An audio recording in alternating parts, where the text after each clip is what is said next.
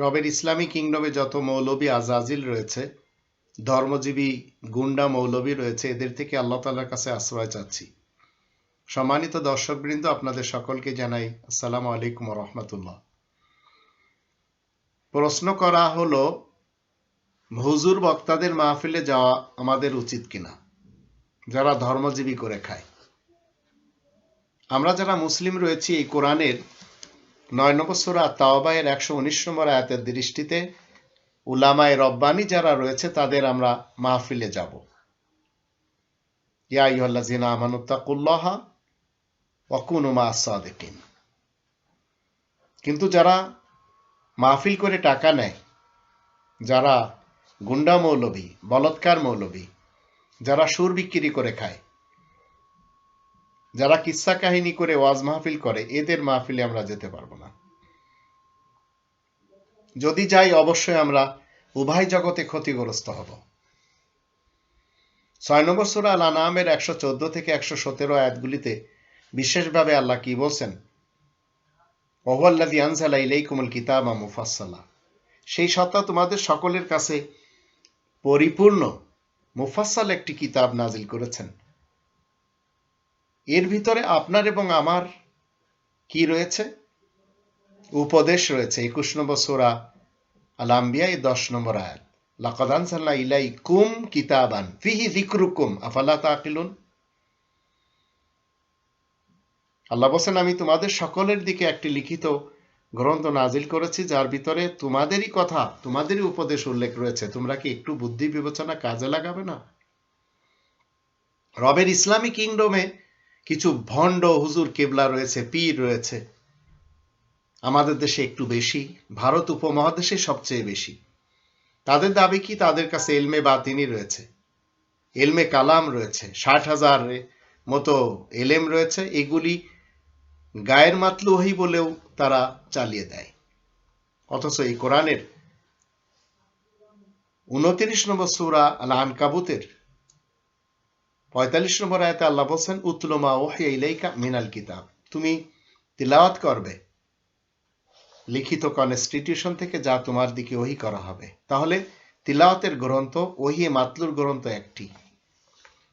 এখন এই পীর ভণ্ডদের কথা, এই উস্তাদ বাবাজানদের কথা, এরা বলছে এই যে এলেম তাদের যেগুলি বানানো, তাসাউফ বলেন বা অন্যান্য কিছু, এরা বলে এটা সিনা বা সিনা তারা শিখেছে, এই জাহিরি কালাম, বাতিনি কালাম। আর এগুলি ধর্মের মার্কেটে তারা বিভিন্নভাবে লিখে পুস্তক আকারে ছেড়ে দিয়েছে। তাই এইসব মৌলবী, পীর, বাবাজান, হুজুর কিবলাদেরকে আল্লাহ ধ্বংস করে ছেড়ে দেবেন। আবার ওই বক্তা হুজুরদেরকে যারা নিজেরা পেটে আগুন ভরছে। প্রমাণ আমরা যদি দেখতে চাই, 2 নম্বর সূরা আল বাকারার 78-79 আয়াত দুটি, 3 নম্বর সূরা আল ইমরানের 78 নম্বর আয়াত, আবার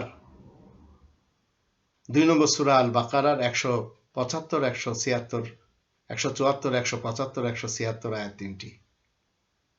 তো ইসলামের এবং কোরআনের শত্রুরা এরা কি করেছে? জাহিরি এবং বাতিনির ধান্দা চালানোর জন্য বিভিন্ন স্থানে দরগা তৈরি করেছে, আস্তানা খুলেছে। আবার তাদের মুরিদদেরকে পীরের খেদমত করা শিক্ষা দিয়েছে। পীরেরা যদি কোনো ভুল করে, তার জন্য শিক্ষা দিয়েছে, খতায়ে বুজুর্গানে গিরিফতানে খতা আস্ত। বুজুর্গদের ভুল ধরাটাও ভুল। তাই এরা কেউ কথিত বড় পীরের পিছনে, কথিত খাজা বাবার, চিশতি বাবা, নকশাবন্দি বাবার, কাদরিয়া, সরওয়ারদিয়া, এদের তরিকাতে এরা চলে গেছে। যে কি করেছে? নিজেদেরকে বয়াত করেছে। আর এক শ্রেণীর লোক, তারা আল কোরআনের ধারে কাছে যেন মানুষ না আসতে পারে, তার জন্য শানে নজুলের বেড়া জালে আটক করেছে। এরা বেড়া প্রথমে তৈরি করেছে, জাল তৈরি করেছে, এইবার এই বেড়া জালে আটক করেছে। আর কই মাছের মতো ফেসে গেছে মানুষ।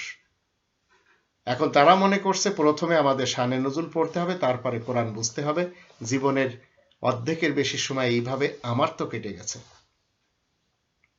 37টি মাযহাব, ধর্ম, মাসলাক, মতবাদ নিয়ে পড়াশোনা করে শেষমেশ জিরো।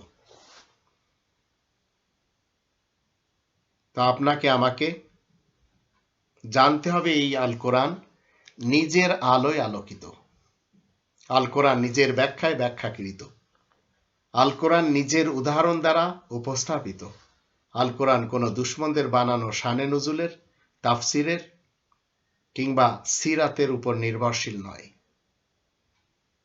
ইসলামের মূল দলিল মাত্র গ্রন্থ আকারে একটি, আল কোরআন, আর ঘর হিসেবে মসজিদুল হারাম। 3 নম্বর সূরা আল ইমরানের 96 নম্বর আয়াতে মসজিদুল হারামের ব্যাপারে আল্লাহ বলছেন হুদাল লিল আলামিন, জাহানবাসীদেরকে হিদায়াত করে। আর এই গ্রন্থের ব্যাপারে আল্লাহ বলছেন 2 নম্বর সূরা আল বাকারার 185 আয়াতে হুদাল লিন্নাস, প্রত্যেকটি মানুষকে গাইড করে। শত্রুরা কি করেছে? কোরআনের মূল দলিল হওয়ার মর্যাদাকে কমজোর করার জন্য তারা বলছে হাদিস মানতে হবে, সুন্নত পড়তে হবে, ওহিয়ে গায়ের মাতলু মানতে হবে, আহলে বায়াত ইতরাতকে মানতে হবে, পঞ্চতনের আদর্শ মেনে চলতে হবে, 60,000 বাতিনি কালাম মানতে হবে, ইলমে লাদুনি বিশ্বাস করতে হবে, 52 শরিয়াতের মাধ্যমে জীবন কাটাতে হবে, 52 তরিকাতের মাধ্যমে, হাকিকতের মাধ্যমে, মারেফাতের মাধ্যমে, ইজমার মাধ্যমে, কিয়াসের মাধ্যমে, ইজতিহাদের মাধ্যমে, ইলহামের মাধ্যমে, সাহাবাদের জীবন চরিত যা 1400 বছর আগে লেখা হয়েছে তার মাধ্যম দিয়ে, 1400 বছর পূর্বে মোহাম্মদ ইবনে আবদুল্লাহ ইবনে আব্দুল মুত্তালিব বিন হাশিমের নামে যে সিরাত তৈরি হয়েছে সেই সিরাতের মাধ্যম দিয়ে, ফকিরা যে ফিকা লিখেছে সেই ফিকার মাধ্যম দিয়ে, যে ফতোয়া তৈরি করেছে সেই ফতোয়ার মাধ্যম দিয়ে জীবন কাটাতে হবে। আর এই কোরআন ছুটে যাক তাতে তাদের কোনো কিছু যায় আসে না। এটি মুসলমান শিয়া, মুসলমান সুন্নি, মুসলমান সালাফেরা করে যাচ্ছে। আর কাদিয়ানি মুসলমানেরা মির্জা গুলাম আহমদ কাদিয়ানির লেখা গ্রন্থগুলি মেনে চলেছে। হিজবুত তাওহীদের লোকেরা বায়েজিদ খান পন্নির লেখা এবং হোসেন মোহাম্মদ সেলিমের লেখা বইগুলি মেনে চলেছে। এগুলি এরা কেউ রাসূল কারীমের চরিত্রের উপরে ছিল না এবং নেইও। কোরআনের 68 নম্বর সূরা আল কলমের 4 নম্বর আয়াতে আল্লাহ বলেন ওয়া ইন্নাকা লাআলা খুলুকিন আযীম, আর তুমি চরিত্রের সর্বোত্তম শিখরে পৌঁছে আছো। তো এই চরিত্রের উপরে যখন রাসূল এসেছেন তখন তিনি নামাজ পড়েছেন শুধু আল্লাহর জন্য। 108 নম্বর সূরা আল কাউসারের 2 নম্বর আয়াতে বলা আছে ফাসাল্লি লিরাব্বিকা ওয়ানহার, তোমার নামাজ তোমার রবের জন্য হতে হবে। কিন্তু আজ রাসূলের শত্রুরা আল্লাহ তাআলার সাথে রাসূলের নামেও নামাজ পড়ে। আবার তারা আলাদা শরিয়ত তৈরি করে নিয়েছে। তারা বলে এটি হচ্ছে আল্লাহর কালাম আর হাদিস হচ্ছে রাসূলের কালাম। তারা জানে না এই কোরআনের 69 নম্বর সূরা আল হাক্কা এর 40 নম্বর আয়াতে আল্লাহ বলেন ইন্নাহু লাকাউলু রাসূলিন কারীম, নিশ্চয় এই কোরআন সম্মানিত রাসূলের মুখের বাণী। এটি যদি তারা মানত তাহলে কখনো বলতো না কোরআন আল্লাহর কিতাব, হাদিস রাসূলের কিতাব। তো রাসূল করিম চিরকাল মেনে চলেছেন এই কোরআন, তাই তিনি 46 নম্বর সূরা আল আহকাফ এর 9 নম্বর আয়াত থেকে বলছেন ইন আত্তাবিউ ইল্লা মা ইউহা ইলাইয়া, আমি অনুসরণ করি সেই ওহীর যা আমার দিকে করা হয়। তাহলে আপনি আমি যদি মনে করি এই কোরআন ছাড়া অন্য কোনো গ্রন্থ মেনে চলতে হবে, তো কোরআনের 43 নম্বর সূরা আজ-জুখরুফের 43-44 আয়াত দুটিতে বলা হচ্ছে ওয়া ইন্নাহু লাযিকরুল লাকা ওয়া লিকওমিকা, আল্লাহ বলেন এটি তোমার জন্য উপদেশের গ্রন্থ এবং তোমার কওমের লোকদের জন্য উপদেশের গ্রন্থ। তাহলে রাসূল হাদিস মানলেন কখন, ফিকা মানলেন কখন, সুন্নাতে রাসূল কিভাবে মানলেন, ইজমা কিয়াসে চক্রান্তে কিভাবে পড়বেন তিনি? কারণ তিনি তো একটি শরিয়ত মেনেছেন। আর এটি 45 নম্বর সূরা আল জাসিয়া এর 18-19 আয়াত দুটি পড়লে বিশেষভাবে আমরা জানতে পারি সুম্মা জাআলনাকা আলা শারিআতিম মিনাল আমর ফাত্তাবিহা, একটি শরিয়তের অনুসরণ করেছেন রাসূল করিম, কিন্তু আপনাকে আমাকে কতটির দিকে নিয়ে যাওয়া হচ্ছে? যারা রবের ইসলামী কিংডমে রাসূলের নামে হাদিস সুন্নাত প্রচার প্রসার করছেন, আহলে বায়াত এবং ইতরাত প্রচার প্রসার করছেন, আবার যারা বলছেন রাসূলের নামে ফেলি হাদিস, কওলি হাদিস, তাকরিরি হাদিস, সহি হাদিস, জয়ীফ হাদিস, কাজ্জাব হাদিস, এগুলিও আমাদের মানার জন্য গবেষণা করতে হবে। তো আল্লাহ বলছেন কোরআনের 4 নম্বর সূরা আন-নিসা এর 82 নম্বর আয়াতে, আফালা ইয়াতাদাব্বারুনাল কোরআন, মানুষেরা কি কোরআন নিয়ে গবেষণা করবে না?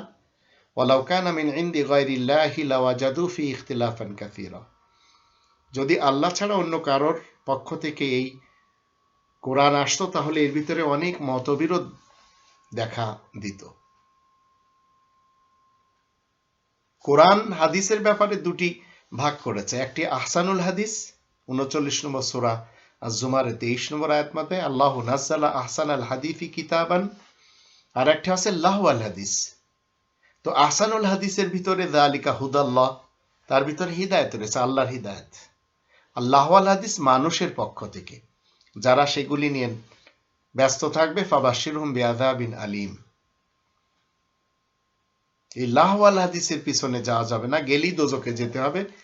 31 নম্বর সূরা লোকমানের 6 এবং 7 আয়াত দুটিতে এটি আল্লাহ বলছেন। তো ইসলামের দুশমনেরা অতীতকাল থেকে কোরআনের সত্যকে মিথ্যা হাদিস এবং মিথ্যা সুন্নাতের সাথে সংমিশ্রণ করেছে, আর কোরআনের সত্যকে ফিকা, বালাগাত, উসুল, ইজমা, কিয়াসের প্রবঞ্চনার সাথে সংমিশ্রণ করেছে। যারা এসব করেছে, সাধারণ মানুষ তাদেরকে কি বলেছে? নিষ্পাপ, ইমাম এবং জান্নাতি ভেবেছে। এইভাবে হিজবুত তাওহীদের লোকেরা আজ হুসাইন মোহাম্মদ সেলিমকে জান্নাতি ভাবছে। আর হুসাইন মোহাম্মদ সেলিম যখন বুঝতে পেরেছে যে আমার পাবলিকরা আমার কথা খাচ্ছে, এবার তাদের সকলকে জান্নাতের সুসংবাদ দিচ্ছে। তো এমন লোকদের মিথ্যার গোমরকে আল্লাহ বলে দিয়েছেন, এরা সবাই সত্য কোরআনের মিথ্যার সকল হাদিস এবং সুন্নাতের সাথে জেনে শুনে সংমিশ্রণ করে থাকে। 2 নম্বর সূরা আল বাকারার 41-42 আয়াতের দৃষ্টিতে, ওয়ালা তালবিসুল হাক্কা বিল বাতিল ওয়া তাকতুমুল হাক্কা ওয়া আনতুম তা'লামুন। আল্লাহ বলেন যে তোমরা জেনে শুনে, প্রথমে তো বলছেন সত্যর সাথে মিথ্যাকে সংমিশ্রণ করবে না, কিন্তু তোমরা জেনে শুনে সেটি তো করে যাচ্ছ। তো কোরআন দুশমনরা ইসলাম শব্দকে আবার মুসলিম শব্দকে পৃথিবীর বিভিন্ন জায়গায় তারা ব্যবহার করে নিজেদেরকে এমন চ্যাম্পিয়ন হিসেবে দাঁড় করিয়েছে যে প্রতিপক্ষকে এই ইসলামের নামে তারা নিজেদের দিকে ভেড়াচ্ছে। মুসলিম কমার্শিয়াল ব্যাংক, মানুষ মনে করে এখানে সব ইসলামের কাজ হয়। হিজবুত তাওহীদ মনে করে এখানে সব তৌহিদের জিনিস আছে।